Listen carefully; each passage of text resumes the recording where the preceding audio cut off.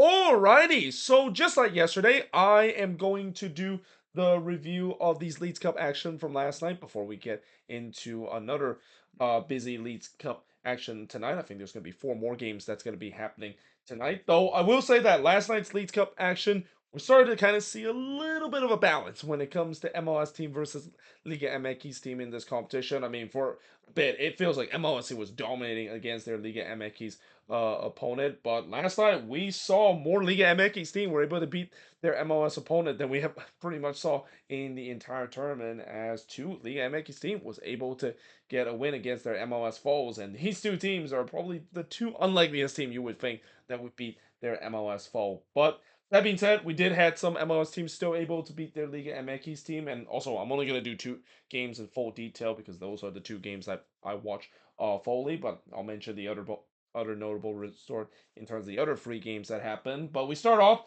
with Santos Laguna versus DC United. So this game obviously originally was supposed to play at Audi Field, but because of the poor playing condition at Audi Field, this game was moved to Subaru Park in Philadelphia, which means that yeah, it was not a big surprise that it was a relatively empty stands in this game. And it's also hard to believe what a fall from grace it's been for Santos Laguna. This team used to be the absolute giant killer when it comes to MLS team. Whenever MLS team play against Santos Laguna, they always tend to have a problem. But lately, they've been kind of dealing with some hardship, and especially them not doing very well so far in the beginning of the Apertura season. And in this game against the DC team, that they it seems like they are started to get back on track. They have started getting a couple wins together. But one thing that DC has not done this season, or at least not done very often this season, is put up a complete performance. That's been one of the things that's been very frustrating if you're a DC fans, seeing the Charlotte Saints side that they play well in certain part period,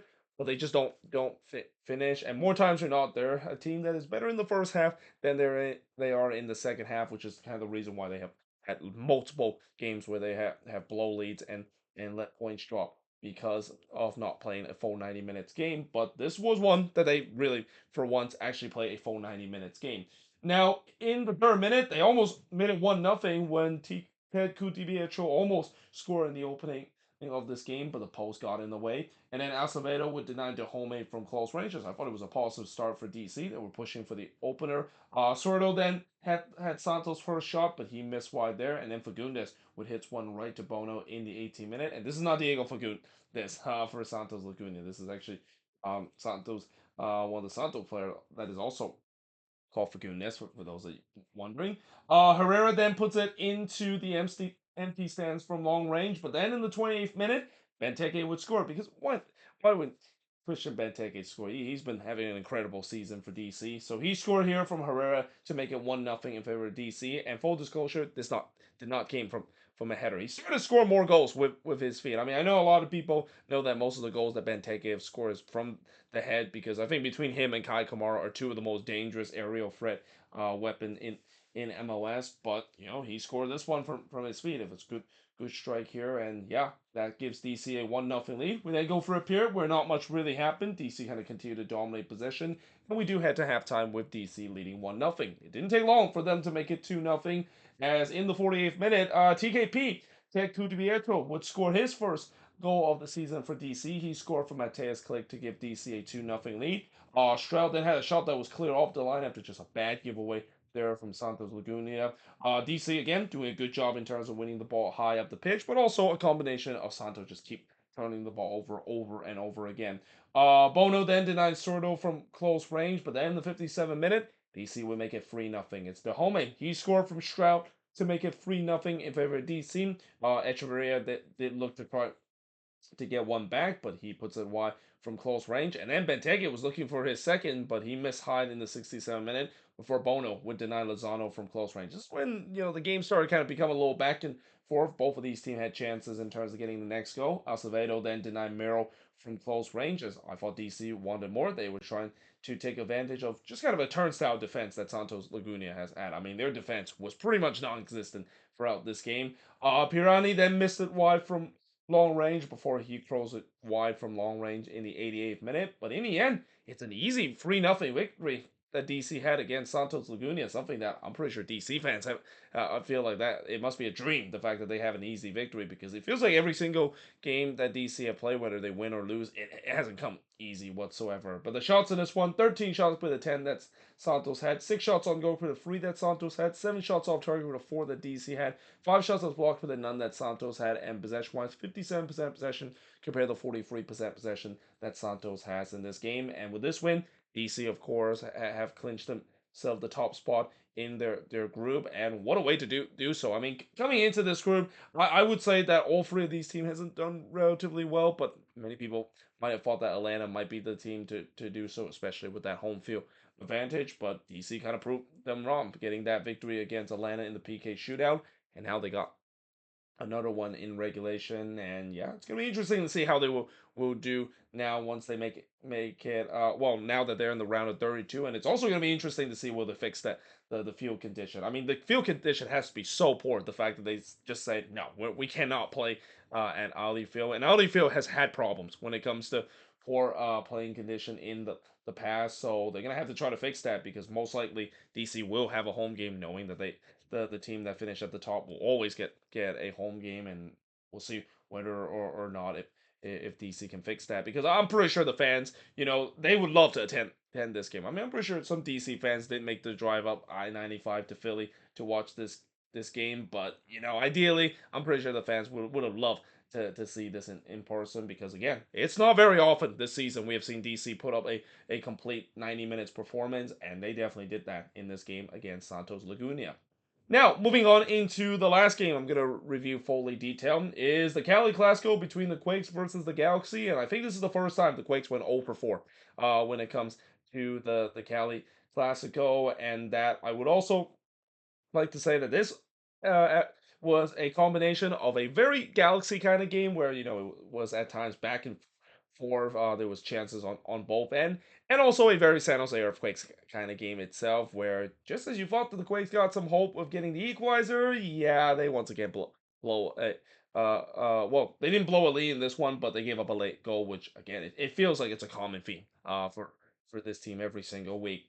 Now, the first shot of the game did see Yarbrough rob Peck, but Pooch actually got a second crack of it. But Yarbrough with an incredible save here to rob him, and he actually robbed him with his face there. So talk about some heroic goalkeeping there from Wilden Yarbrough. I mean, Yarbrough, I know there's been a lot of critics. I'm one of them. Obviously, I don't like how Yarbrough is between the stick. I don't know why he is considered. Daniel looks like he's back healthy, and he looked very good in that game against Chivas. But at least for once, this was kind of a one of those rare moments where Yarbrough actually did very well, and again, some heroic goalkeeping too, because I wouldn't think that a goalkeeper would basically take one to the face as a way to make a save. Almost very Scott Sterling kind of type of save that William Yarbrough just made. But in the 13th minute, Pooch would miss wide from long range. Unsurprisingly, the Galaxy has been the better team coming into this game, and it feels like it could be another long night for the Quakes in this Cali Clasico. They have not looked competitive whatsoever in these Cali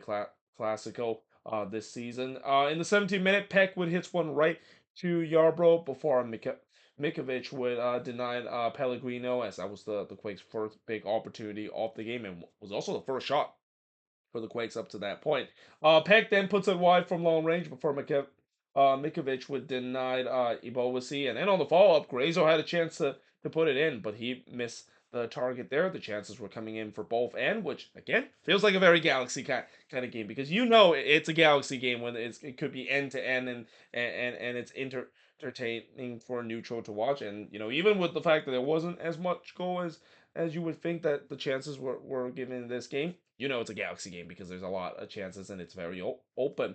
Puig then puts it wide from close range in the 24th minute before Painso hits it right to Yarbrough. Espinoza on the other end missed wide from close range, and then Lopez would hits one right to Mikovic, as I also wrote. Defending and closing down seems like optional for both of these teams. There was so many times where these long range effort, no closing down whatsoever, or just lazy kind of closing down, and also both teams seems like they're just gonna give the opposition free chances in terms of shooting toward net. I mean, it was kind of hard to believe the fact that we were still at 0-0 up to that point, but then 1 minute after I wrote that, we finally saw the opening goal of the game as Diego Fagundes would score from Peck to give the Galaxy a 1-0 lead. It was a great goal too for Diego Fagundes. Definitely one that could be goal of the tournament. The fact that he just basically curled this one to the bottom, or actually not the bottom, but the top right corner there. You could also question in terms of the closing down for the Quakes here, but like I said before, up to this point there was no closing down whatsoever. It feels like both teams,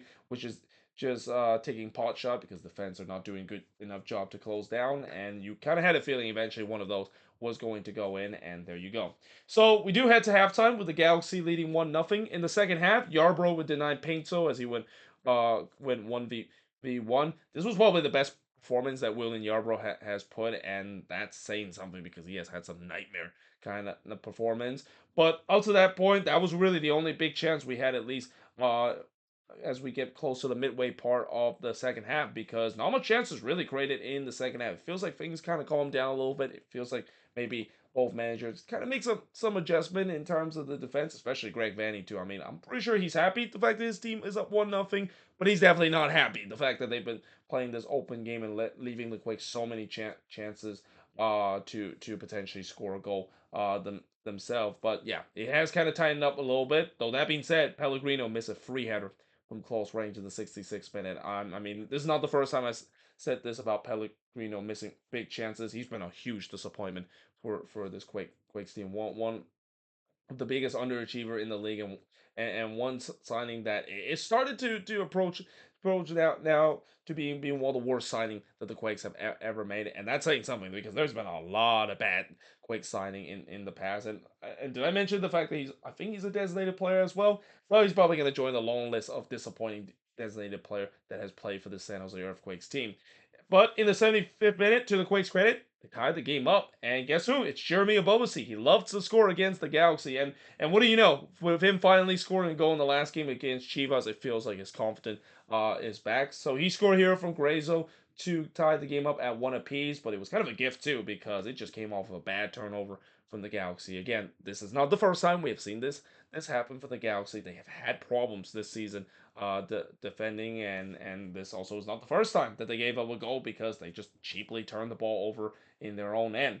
Yarbrough then denied Peck from long range before he tipped Puig long range shot over, and really as the time winds down, you would think that the Quakes maybe had the momentum after getting the equalizer, but instead the Galaxy were pressing to try to not only get the lead back, but was trying to get the winning goal. And the Quakes, they look like they were playing for PK and trying to bunker a little bit. And if there's anything you know about the Quakes when they try to decided to go bunker ball or try to play bunker Lucci ball late in the game, it doesn't work well whatsoever. And it's no surprise that what it seems like for the 50th time this season, the Quakes give up a late goal. Here it's Miguel Berry scoring for Yamane to give the Galaxy the lead back in this one. It was a great build-up, too, I will say, from the Galaxy, but just tons of ball watching there from the Quakes back line. Like, they let Yamane wide open in the back post. Bunch of those guys completely not marking him whatsoever. And then the same goes for Miguel Berry. I don't know who was marking him there. I mean, I know this is Miguel Berry, and I know he's not a prolific goal scorer. He's a guy that more better in terms of coming off the bench. Though I think he's actually having not a bad of a season as many people think he has. He's definitely having a better season than he did during his time with Atlanta United. But yeah, even then, you cannot leave him wide open like that. No surprise the Quakes were punished because of it. And then they were looking for more as Painto looking to seal this one for the Galaxy, but he missed wide there, and then Kikanovic heads it wide from close range. As in the end, the Galaxy they get the 2-1 win in this one. The shots in this one, again, it is a Galaxy game, which means there's going to be a lot of shots. 14 shots compared to 20 that the Galaxy had. 9 shots on goal compared to the 4 that the Quakes had. Both teams had 6 shots off target. 4 shots that was blocked for the 5 that the Galaxy had. And possession-wise, 62% possession compared to 38% possession the San Jose Earthquakes has in this game. So, yeah, with this loss, that means the Quakes will have to wait to see whether or not if the Galaxy can beat Chivas. You know what's kind of very interesting with the this Leeds Cup group stage is that if you're paired with your rival, not only the fact that you can have a situation where you want to beat your rival, but at the same time if you lose to them, you kind of had to almost force the root for them because if they can beat their other opponent, then you can also advance. And this is the same precaution right now for the Quakes, where yeah, now they need to hope that the Galaxy can beat Chivas because if they don't, they're out of the Leeds Cup one once again. And I think it's got to be disappointing that that is the case because they played well in that game against Chivas, and in this one, I mean, yes, they had some defensive some laps there, but I don't think they play as bad as I've seen. Definitely better than what we saw last time when the Quakes play against the Galaxy in the Cal Clasico, where they were flat throughout the entire game. But as the same story goes for this Quakes team, just giving up late goals and just a lapse in concentration late in the game has cost them point. And again, it's very similar to the other team that I root for. I don't This year has been nothing but pain when it comes to my team, especially the last month or two. So where I don't understand why I'm now rooting for teams that are just cannot hold on to leads and keep blowing leads left and right. Let's just hope maybe that will be a little bit different once Leeds Cup is over. But that being said, now talk about the other notable result that happened. The other free game that happened yesterday saw another game where we saw a big Liga MX team went down against their MLS opponent as Cruz Azul, currently at the top of the Apertura season. They play against Charlotte. Now, to be fair, this was not going to be an easy game for Cruz Azul, mainly because Charlotte has had a really good season this year, and I also had a feeling this game was probably gonna end nil because that's kind of the game that Charlotte uh do, and also not to mention Cruz Azul have only gave up one goal so far in the Apertura. They have been pretty much almost untouchable on the defensive shape, so it's no surprise that it ended 0-0, but it went down to the PK shootout, and in the end, it's David Bingham. Remember him doing his time with the Galaxy, the Timbers, and especially from the San Jose Earthquakes. He came back to be a hero in this one, denying Luis Romo in round number 4 of the PK shootout to win the PK shootout for Charlotte. But in the other game, we did see two Liga MX team beating their MLS opponent, which is again that's more than we have ever seen so far in the last couple of days. Because really up to this point, only Atlas was the only team that were able to beat their MLS opponent. But instead, we saw both Mazatlan and FC Juarez getting the win. I mean, who saw that coming? I mean, I say that, but last year both of these teams were able to beat Austin in the group stage. So I don't think both of these teams are kind of teams that you want to take lightly. And in the game against Nashville, and keep in mind this is a Nashville team that last year they really ride the Leeds Cup as a way to at least have some positivity because Nashville last season they kind of faded away down the stretch, but they still will have that moments of them making it all the way to the final, and they were just a PK shootout away of winning the whole competition against Inter Miami. But it feels like there might not be a repeat of that this year. They lose 2-0 to Mazatlan. Both of the goals scored in the second half, and by the same guy too. Arcega scored both of the goal. He first scored from Sierra in the 47th minute, and then he scored from Deperti in the 54th minute to give Mazatlan the 2-0 lead. And it's the same scoreline in the game between Dallas and Juarez. And this one, I think, is more of a surprise. And so far I talk about a lot of MLS team beating some good Liga MX team that is kind of a surprise. I think this is the first one where it's kind of a surprise between a Liga MX team beating an MLS team, because Dallas has actually been very good this season at home. They have a really good track record, and against an FC Juarez team that, just like Mazatlan, not really doing very well in the league and haven't kind of been a bottom feeder in the last couple of years in the Liga MX season. Well, they walk into to Frisco and get the 2-0 thing win.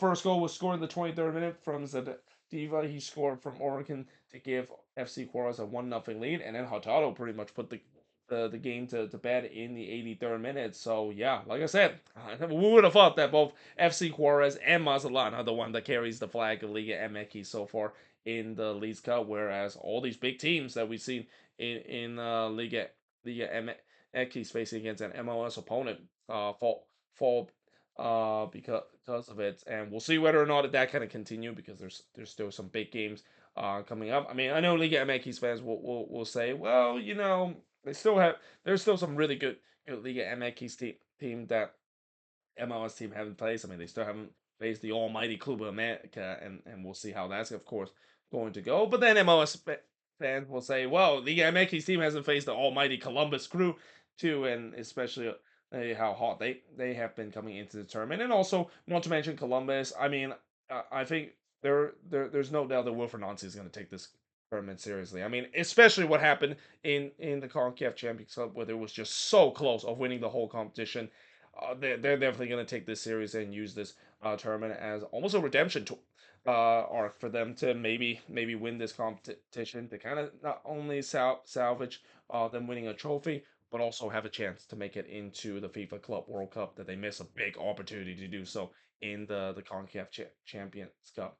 But yeah, there we have it. That is pretty much it for my review of all these games from last night's Leeds Cup action. As always, let me know in the comments below what do you think of this video. And yeah, hope you guys enjoyed this video. If you do, make sure you guys leave a like, smash the subscribe button, and yeah, I of course will see you guys next time.